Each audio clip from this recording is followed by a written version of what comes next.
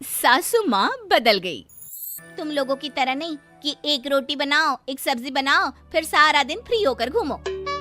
सास फोन तो रख देती है, लेकिन सोच में पड़ जाती है कि एक तरफ बेटी जिसे कोई आजादी नहीं, वहीं दूसरी तरफ बहू जिसे देखकर लगता ही नहीं कि उसकी शादी भी हुई है। अगले रोज। शिखा, अरे ओ शिखा। हाँ माँ, क्या हुआ? कुछ चाहिए आपको? मैं जिम जा रही थी। जिम के कपड़ों में बहू को देखकर सास को घूंघट में अपनी बेटी का ख्याल आता है। देख बहू, घर में बहू की तरह रहा कर। इतने टाइट कपड़े पहनकर जिम जाना पसंद नहीं मुझे। जा जाकर रोटी बना। रोटी? माँ, अभी तो शाम की 6 बजे हैं, इस वक्त रोटी? अब क्या मेरे खाने पीने पर भी पहरा है? अरे जब मर्जी तब मैं अपने घर में खा भी नहीं सकती क्या? बहू को अजीब लगता है। वो समझ नहीं पाती कि जो सास कल तक इतनी सपोर्टिव थी, उन्हें अचानक से क्या हो गया। वो किचन में जाती है, गरम रोटी के साथ 2 तरह की सब्जी, रायता, सलाद सब लेकर सास के पास आती है। माँ जी, खाना। इतना सारा खाना? राक्षस समझा है क्या मुझे? रोटी मांगी थी मैंने गर्मा गर्म बस।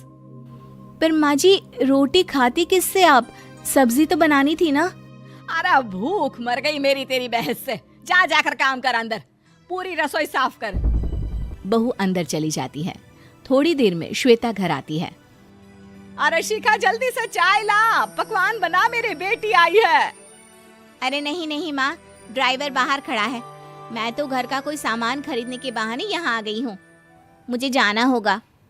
अरे बेटा, पर कितने दिनों बाद देख रही हूँ तुझे। रहने आ जाना 2-4 दिन के लिए।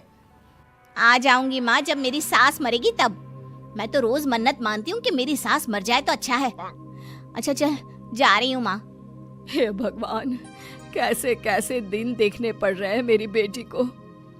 सास अंदर जाती है, जहाँ श्वेता की जिम वाली सहेली का फोन आया होता है। क्या बात है, आज जिम नहीं आई? अरे पता नहीं यार, आज माँ को क्या हो गया अचानक। पर खैर कोई नहीं, लगता नहीं कि मैं अब जिम आ पाऊंगी। शिखा स्पीकर पर बात कर रही थी, जिसे सास सुन रही थी। यार ये सास ना होती ही ऐसी है।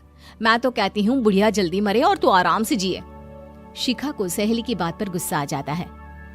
माँ के मरने की कौन सा बच्चा दुआ मांगता है मोहिनी? आगे से ऐसी बात मेरे सामने मत करना। हमारे घर की शोभा ही माँ है। क्या हुआ जो थोड़ी सख्ती दिखा रही है? उसमें भी कोई ना कोई उनकी भलाई ही होगी।